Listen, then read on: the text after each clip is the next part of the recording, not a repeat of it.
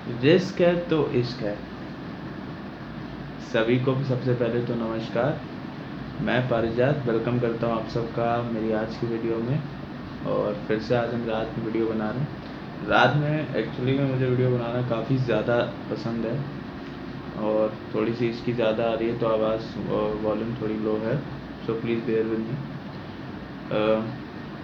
आज हम बात करने वाले हैं रिस्क के बारे में एंटरप्रेन्योरशिप में, कि एक्चुअली में रिस्क है क्या। ठीक है, सपोज करते हैं ये ब्रेड है। ठीक है, अब मान लो मैं ब्रेड का बिजनेस कर रहा हूँ। सो ब्रेड का बिजनेस जनरली सिंगल ब्रेड का तो होगा नहीं।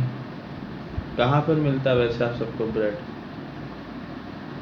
ये तो पता ही होगा, जनरल आंसर है जनरल स्टोर पे, है ना। जनरल स्टोर पे 10 रुपए की 20 रुपए की ब्रेड मिल जाती है।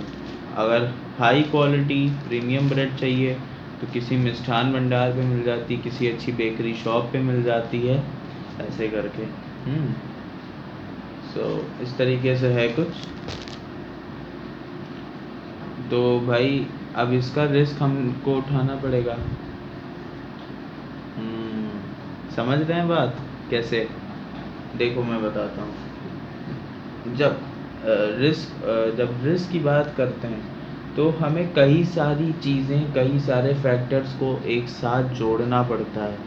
We have to collectively like measure all the factors associated with each other. ठीक है, जो डायरेक्टली मतलब रिलेट कर सकें एक दूसरे को। ठीक है, उसको हम कहते हैं रिस्क। रिस्क ऐसा नहीं कि किसी एक चीज़ का होगा, रिस्क होगा कई सारी चीज़ों का, एक समूह का होगा, लेकिन उसकी एक टाइमिंग होगी, उसकी एक पैटर्न होगी। ठीक है, जैसे कि अब हम ये ब्रेड की बात कर रहे थे, तो ऐसे अगर तुम्हारे दिमाग में ये ख्याल आता है कि ब्रेड बेचनी है मुझे, ठीक है, तो अब ब्रेड तुम अलग से भी बेच सकते हो, लेकिन तुम्हें कुछ ना कुछ रखना पड़ेगा इसके साथ, कॉम्प्लीमेंट्री गुड रखना पड़ेगा ना, मक्खन रखना पड़ेगा, दूध का पैकेट रख सकते हो। ठीक है, ये कर सकते हो। पहला ऑप्शन तो ये। दूसरा ऑप्शन ये हो सकता है कि भाई जनरल स्टोर पे खोलना पड़ेगा। और तीसरा ऑप्शन जो बेकरी वाला मिष्ठान भंडार वाला है ही। तो ऐसा नहीं है कि एक ही प्रोडक्ट तुम पूरे पूरे गली मोहल्ले में बेचोगे। ठीक है, तुम्हें बहुत सारे प्रोडक्ट्स को बेचना होगा उसके साथ भी, तभी आपका बिजनेस ग्रो कर पाएगा। ठीक है, जैसे कि अब मान लो ये रुमाल है, तो रुमाल या हैंडकरचीफ का बिजनेस है, तो उसके साथ भाई कुछ तो अंडरगारमेंट्स, मतलब जो भी है होजरी की चीज़ें, वो भी तो साथ में आप रखोगे ना। ऐसा थोड़ा ना है कि सिर्फ रुमाल लेते घूमते फिरोगे। ठीक है, एक चीज़ें नहीं करनी, बहुत सारी चीज़ें साथ में आ जाएंगी।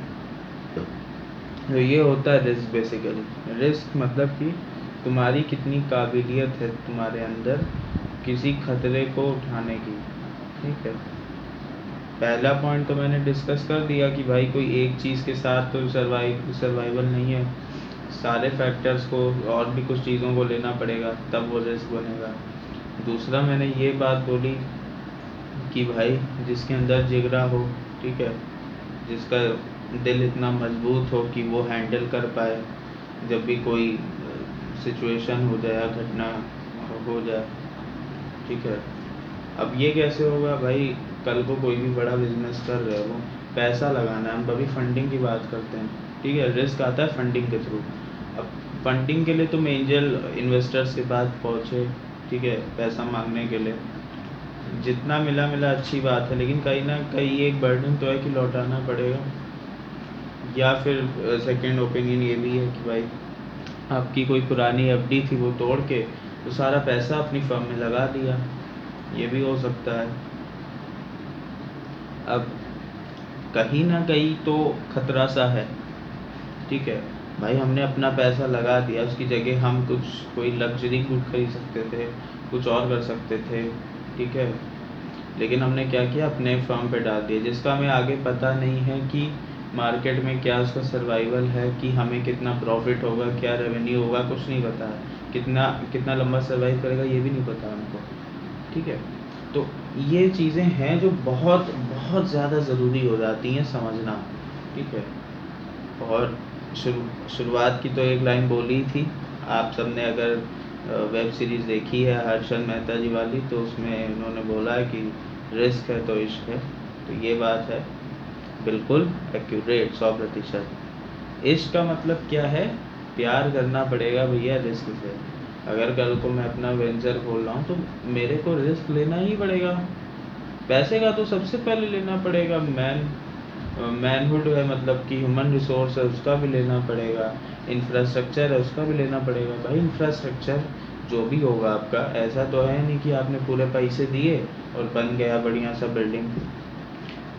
कोई ज़मीन ली होगी, कोई लैंड ली होगी, तो उसका कुछ पैसा पे किया होगा, लोन लिया होगा, लीज़ पे लिया होगा, कुछ तो किया ही होगा ना, उसका भी तो पैसा जा रहा है, ठीक है। अब जो कर्मचारी आपके यहाँ काम करते हैं उनकी सैलरी और जो भी है फ्रिंज बेनिफिट्स, वो भी तो आपको देने ही पड़ेंगे।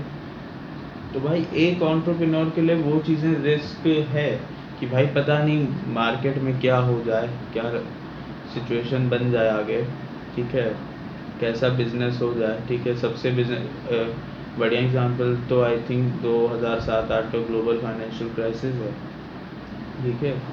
अचानक से ही तो सब हुआ, किसी को पता थोड़ी ना था पहले से कि कुछ होगा, ठीक है।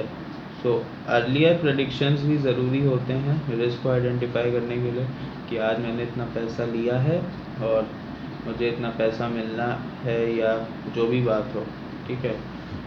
लेकिन रिस्क तो है कहीं ना कहीं, ठीक है।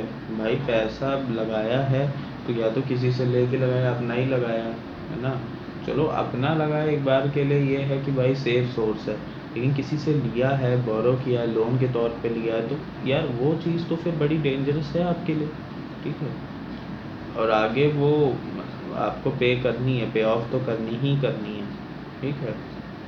तो मान लीजिए अगर आपका प्रेजेंट में फोकस अच्छा है, आप रिस्क बेयरिंग एटीट्यूड है आपका, तो मे बी आपका बिजनेस बहुत बहुत अच्छा ग्रो कर सकता है। अच्छी स्ट्रैटेजी अगर आप अपनाओ तो और अच्छा ग्रो कर सकता है, जिससे कि आपकी प्रॉफिट ज़्यादा होंगी, रिटेन्ड अर्निंग्स ज़्यादा होंगी, और आप प्रॉफिट्स को प्लव बैक भी कर सकते हो।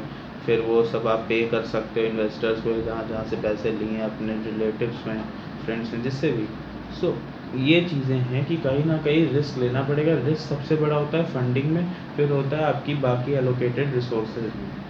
सो ये था बेसिकली जो कि मैं एक्सप्लेन करना चाहता था आज के इससे पॉइंट से। और जो वेब सीरीज़ में लाइन आई है, रिस्क है तो इश्क है, वो बहुत ही सही बात बोली है, ठीक है।